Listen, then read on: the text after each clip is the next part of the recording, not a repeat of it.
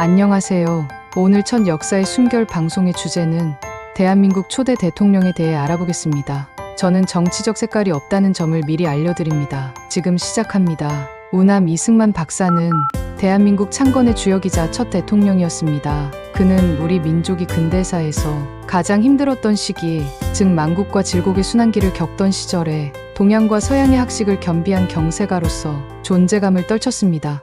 그의 전생에는 구국과 독립운동에 바쳐져 있었으며 그 끝에 대한민국을 창건하여 국권을 회복하였습니다. 건국 후에는 6.25 남침을 성공적으로 막아내 나라의 안보를 확보하였고 또한 경제 부흥과 교육에 힘을 쏟아 국가 발전의 기반을 마련해 주었습니다. 20세기 한국의 민족사에서 가장 중요한 사건 두 가지는 1910년의 만국과 1948년의 대한민국 건국입니다.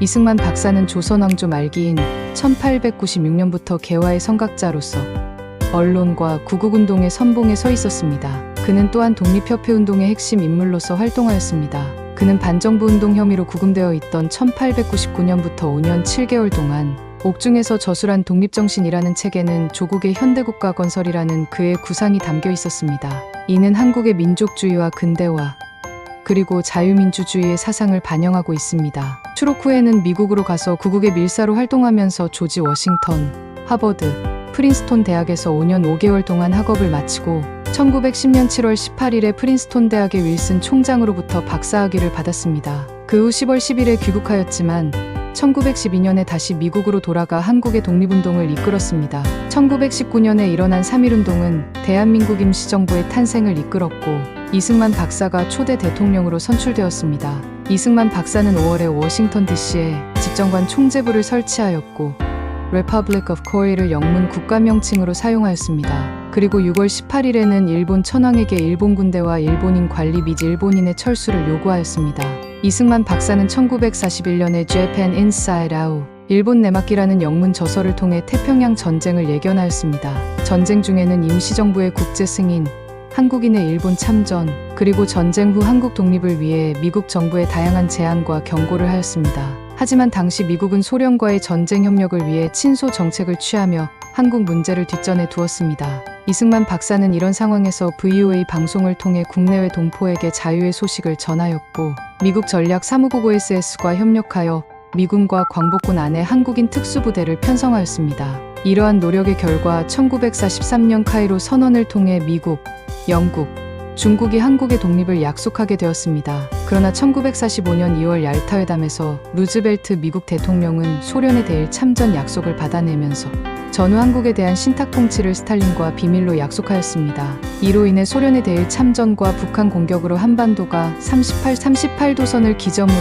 되는 결과를 초래하였습니다. 소련은 원자탄이 일본에 투하된 후인 8월 8일에 일본에 대한 선전포고와 함께 북한에 침공하였습니다. 일본 조선 총독부는 이에 대응하여 8월 15일에 여운형에게 일본인의 생명재산 보호를 조건으로 치안권을 위임하였습니다. 이후 여운형은 조선공산당과 전국적인 좌파 조직을 마련하고 9월 6일에 조선인민공화국을 선포하였습니다. 대통령에는 미국에 있는 이승만 박사를 추대하고 여운형은 부대통령이 되었습니다.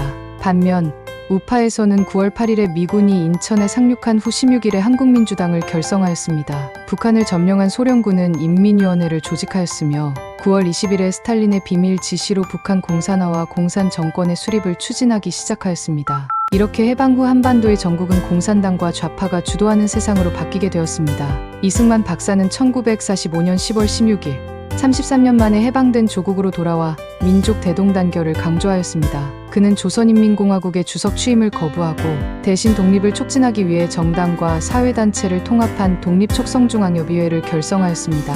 이승만 박사는 11월 4일에 연합국에 대한 우리의 결의문을 발송하였습니다. 이 결의문의 내용은 완전한 독립 요구, 38도선 철폐, 신탁 통치 반대, 임정의 법통 존중 및 선거를 통한 민주정부 수립이었습니다. 이는 곧 민족 자결주의 원칙의 실행을 요구한 것이었습니다. 이승만 박사는 이 원칙을 실현하기 위해 3년 동안 국내외에서 정치활동을 전개하였고 이를 통해 대한민국 건국을 이루어내었습니다. 또한 이승만 박사는 미군정을 설득하여 김구 박사 등 인정 요인들의 귀국을 이뤄냈습니다.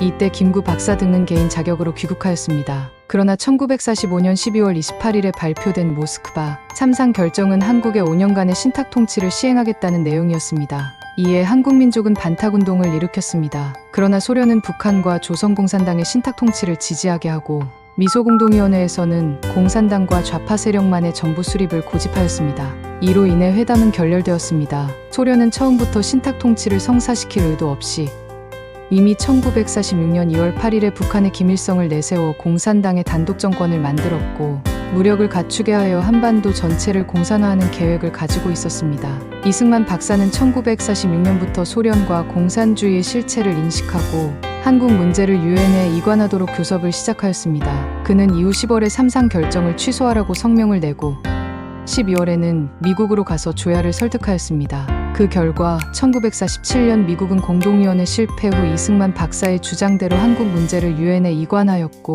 11월 14일에는 남북한에서 자유선거를 실시하고 유엔 한국위원단을 파견하는 것을 결의하였습니다. 그러나 북한에서 이미 김일성 정권이 세워져 있었던 소련은 유엔의 감시하에 자유선거를 반대하고 양군 철수를 주장하였습니다. 그래서 유엔 총회는 선거가 가능하고 인구의 3분의 2가 사는 남한에서 선거를 실시하여 정부를 세우도록 결의하였습니다. 이런 상황에서 김구 박사와 김규식 박사는 남북한 총선거를 반대하였습니다. 이들은 북한에 가서 이미 단독 정권을 세운 김일성과 협상하여 4월 30일 성명을 발표하였습니다. 이 성명은 외국 군대 철수 후 남한 선거를 반대하고 56개 정당, 사회단 책임구의 한국독립당과 김규식의 민족자주연맹을 포함만으로 전 조선 정부를 수립하겠다는 내용이었습니다. 이는 공산당의 한반도 적화 통일안을 받아들이는 것이었습니다. 두 김씨는 북한에 가서 이미 양성된 공산군의 실태를 보고 남한의 정부가 수립되어도 곧 인민공화국이 될 것이라고 주장하며 대한민국의 건국을 반대하였습니다. 이는 이들의 패배주의가 가져온 결과였고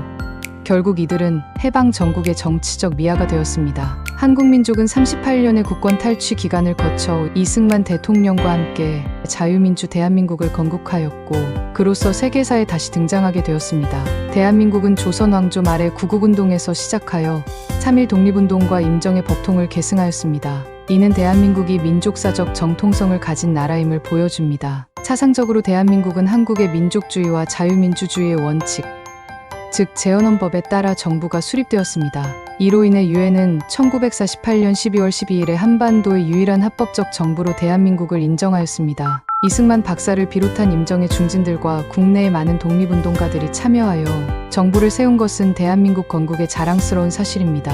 대한민국은 이승만 대통령과 함께 오랜 세월 동안 자유독립을 위해 투쟁한 우리 민족이 전취한 나라입니다. 이승만 대통령은 6.25 전쟁을 격퇴하여 자유를 수호하고 65만 국군을 양성하고 한미 상호방위 조약 체결로 국가안보를 강화하였습니다.